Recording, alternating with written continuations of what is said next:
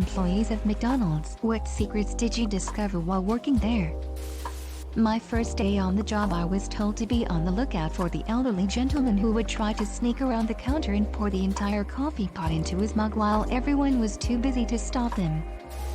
Sauces for sandwiches have the craziest dispensers. Ketchup and mustard are in these really rudimentary plastic funnel things that have a paddle in the handle. When you squeeze it, gravity pushes just the right amount of sauce through holes. Doesn't seem like it'd work well, but it does if you apply the proper amount of jiggling. The mac sauce, mayo, and tartar, though, they're in basically cock tubes that get loaded into basically cock guns. You pull the trigger on the handle and a really satisfying ratchety clanking delivers a powerfully saucy surprise for the awaiting buns. Problem is, it takes a bit of finesse, because if you hit that trigger too hard, you'll blow the bun and the wad of crumb right through the condiment station and onto the wall 8 feet away. No joke. The first couple tartar splurts of a fresh tube came out so hot I'd fire a shot or two in the trash to avoid premature splatulation during the lunch rush. The first salvo, properly elevated and adjusted for wind, could clear the whole kitchen and take out the mock infantry on the cash register. Draw any unopened chicken nugget sauce on the ground once you've got yourself a sauce grenade. Trash compactor can make for some fun explosions too. We had a whole pack of ketchup that needed tossed for whatever reason. Someone didn't realize it shouldn't go into the compactor. I go back after hearing a bang and a scream. Dude is just caked in ketchup and it shot up out of the barrel of the manual compactor and painted the wall, ceiling, and bun rack. They have since taken away the Volpacks. LOL. Poor dude operating it. I would have quit then and there, because there is no way I wanted to have to clean up that mess, along with the dirty clothing and hair.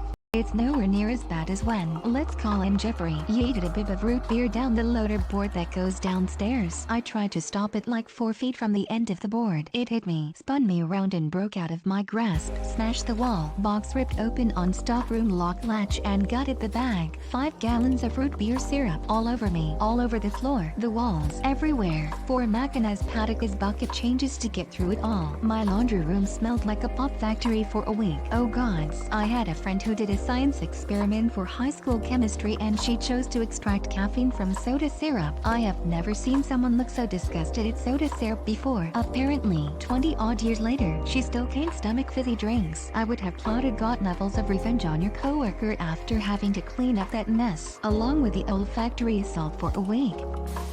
Depending on which one you work at, the parking lot is basically a meetup for druggies, drug dealers, and at least where I was in New Mexico, people to meet up and have sex in their cars, as long as they kept their business to the middle of the night and didn't cause any serious problems. We were told not to call the cops or make a fuss, mostly because they'd come in and buy food after their shenanigans. Soda and mini pies were really popular with heroin addicts. What I later found out is that management was actually told to let it slide by corporate, since everyone higher up was aware of how much money the night crowd brought in. I got to see many drug deals. I am convinced I saw at least one arms deal, but I of course have no way of verifying that.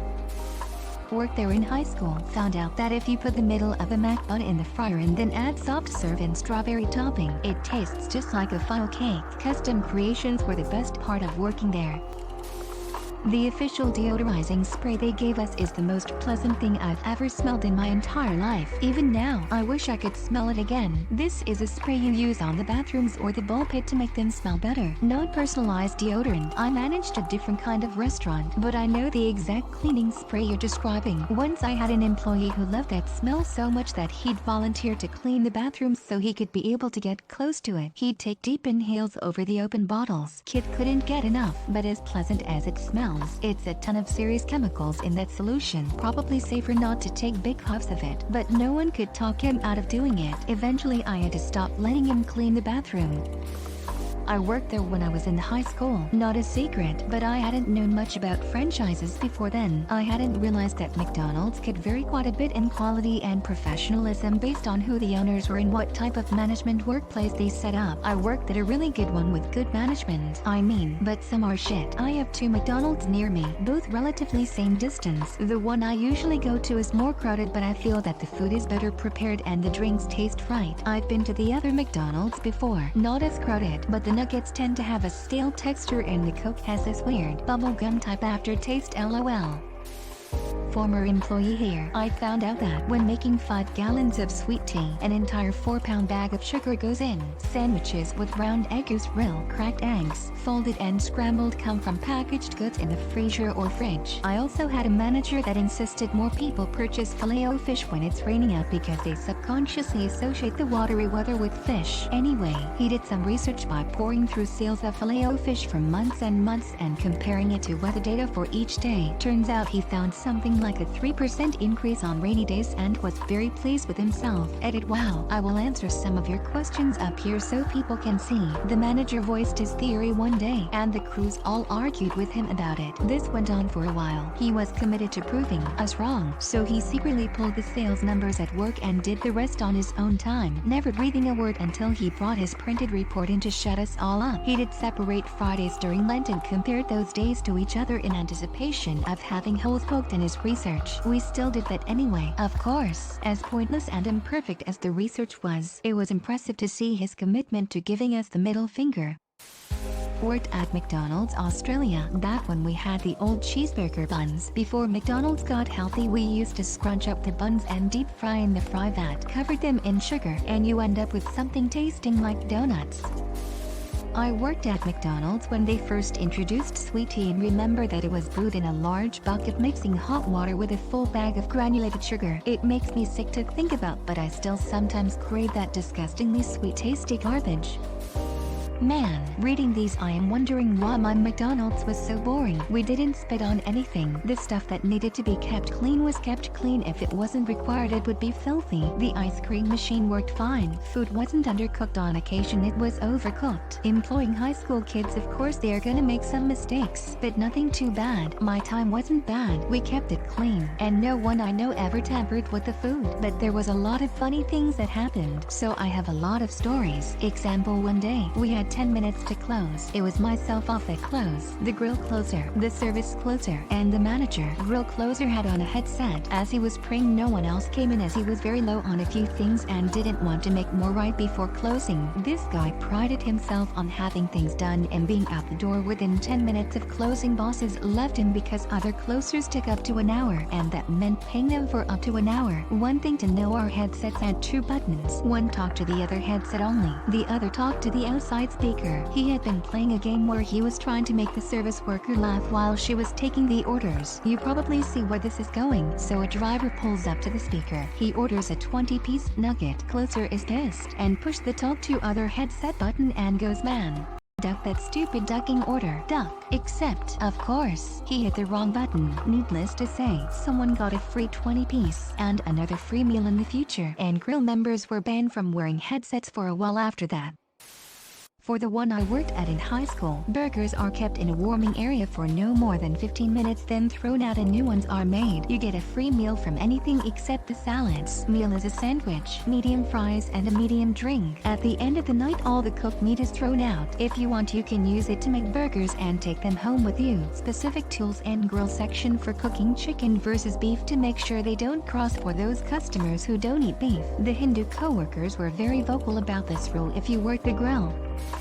Worked in one from 2000 to 2005. During this time, they changed the bacon. The new bacon isn't as good. During this time, they changed the shake mix. The new shake mix isn't as good. The shake machine works just fine, so long as someone remembers to fill it before it gets too empty and goes into automatic 90-minute self-clean mode. It also takes a very long time to start up, so if someone forgets, there's no shakes for 30 minutes. This was never a problem for me. Whenever I did opening shift, I'd kick off the coffee brewing for my team, then start up the shake machine for myself. The chocolate chip cookies in McGriddles taste amazing if you eat fresh out of the oven. Always made an extra half tray for myself. If you're ordering a meal, say the size first large #1 with a Coke. Everyone knows that ordering the meal is cheaper than getting that same sandwich, fries, and drink individually. But here's the secret: the POS has a button for the large one and a different button for the medium one, then another menu for the drinks. So if you say I want a one with a Coke, I can't hit any buttons until I know the sizes of the meal, the size of the fries, and the size of the drink.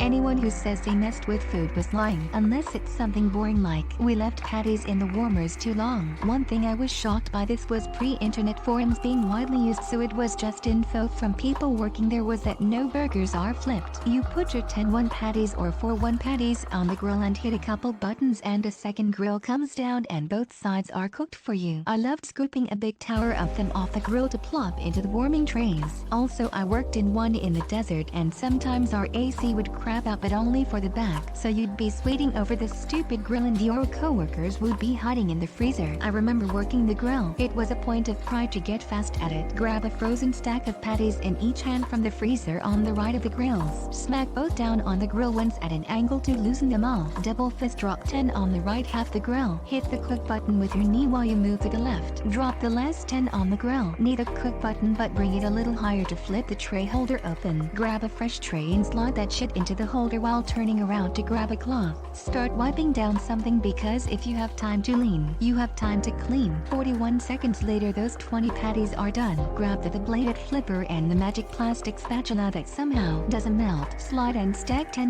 to the flipper. Not ever waiting for the grill lid to be fully lifted. Drop them into the tray while shifting left. Repeat with the remaining 10. Grab the tray and flip up the holder in one motion while turning away. Slide that MF into the heating cabinet. Walk the freezer to cool off and come back with a fry box as an excuse because they'll need it anyway, as the front end crew never refill their fries. It's been 15 years since I worked there and I could still do it with my eyes closed. McDonald's trains their kitchen staff to be as efficient as a damn assembly line. Amen to the being fast at the grill. But my point of pride was always initiating. For you non-Mac expats, that's the term for getting the buns and all the toppings other than meat and cheese. It's also usually the most experienced person in the kitchen, because if the initiator isn't efficient, the whole restaurant's order times are ducked. I could ducking slam out orders when I was initiating. I once led a 3-man kitchen during dinner rush and our average order time was less than 30 seconds to the front. Held it for an hour. It was insane. So many affairs and love triangles. Also, I don't know if this counts, but the food was not gross at all. Like, our kitchen was super clean. Our meat was frozen and cheap, but it was never gross. Our veggies were always good. The only thing gross was the fact that if you worked the french fries, you would go home covered in oil. But the actual oil wasn't gross. Maybe I just worked at a nicer McDonald's, but we weren't in the nicest of areas. Raw macros look hella weird though. Cool story. I worked there in my teens for a couple years. Actually worked at 2 different locations, so I saw the difference in standards. At one store there was a guy who always rode his bike to the store every single day to hang out. He was on the spectrum, slow, and McDonald's was kind of his castle. Everyone knew him and he got a lot of free food from the employees. He was a daily part of the shift for us. Anyway, one day he had one too many root beers. This was a thing he normally did because he pretended the root beers were like real beers and he would get drunk. Everyone kind of would go along with it because he was funny and never did anything too wild. Unfortunately, this day he took it a little too far and ended up in the parking lot throwing bottles at cars driving by. Long story short, guy was arrested and he was banned from that McDonald's for life. Kinda felt bad about it because that McDonald's was his favorite place to be. He would pull through at 3 or 4 on his bike and stay and hang out with employees until like 8 every single day. Before that incident, one of the managers even made him his own little parking spot for his bicycle. He was happy as heck. I think about that guy sometimes. Hope he's found himself a new McDonald's. Multiply 10 to 1 burger patties. Every 10-1 is a tenth of a pound of beef. These go in most of the smaller burgers. A McDouble and a Big Mac have the same amount of beef to them. The difference between them is the Mac sauce instead of ketchup and mustard. The middle bun, sesame seeds, and lettuce. The difference between a double cheeseburger and a McDouble is 1 slice of cheese. Mac ribs are the messiest sandwich we had to make. In addition to cooking it, the Mac ribs stewed in their sauce in the universal heating cabinet UHC until used. That required a special pair of tongs because it was pork, and cross-contamination applies to religious stuff as well. No matter how careful you were, you always made a mess. Burrito mix came pre-cooked and frozen. You wrapped a slice of cheese with the stuff and it was put in a queuing oven, which was a glorified microwave until hot. That's it. No real cooking done. Breakfast breads was the easiest back-end position during breakfast. Things just took time. McGriddle buns were baked frozen then thrown into the queuing oven to make them soft. Biscuits were queued then baked. Bagels and muffins were toasted. McDonald's uses beef fat if I remember correctly for their fryers. When the oil was new, it was literally hot until it got hot. A patch of sweet tea took 5 pounds of sugar for 5 gallons of tea. You can feel the cavities as you made it. Grilled chicken took the longest to cook and was kinda a pain. Some breasts could be in the UHC for hours before finally tossed, and that's all I got for now. I worked at MCD in high school. This was the 90s. The store I worked at had incredibly high standards. I was taught proper customer service skills, how to de-escalate a situation, time management, cleaning skills, people skills, and so much more. I thrived there. BC I was lacking adult role models anywhere else in my life. My managers made sure I was caught up on my homework, helped me study, made sure I was eating even though it was fast food. It was better than no food. I made some of the best friends I've ever had and am still friends to this day. I can truthfully say working there saved my life in high school. MCDS has a very thorough training program for managers. I was fast-tracked to management, and at 18 they put me through Hamburger University, the MCDS training site in Illinois. That was quite an experience. I ended up leaving MCDS at 19 to go be a young adult and try new jobs. I don't have any trade secrets to share really. I'll just say this: don't knock the kids people working fast food. Don't make fun of them, laugh at them, or make them feel bad. They are learning valuable skills that will serve them well later in life. They are doing what they can to earn money. They're serving you the junk food you want while learning how to grow up to be a successful adult. Sure, not everyone fits this description, but more people do than you think. Thanks for watching. Consider subscribing for more videos.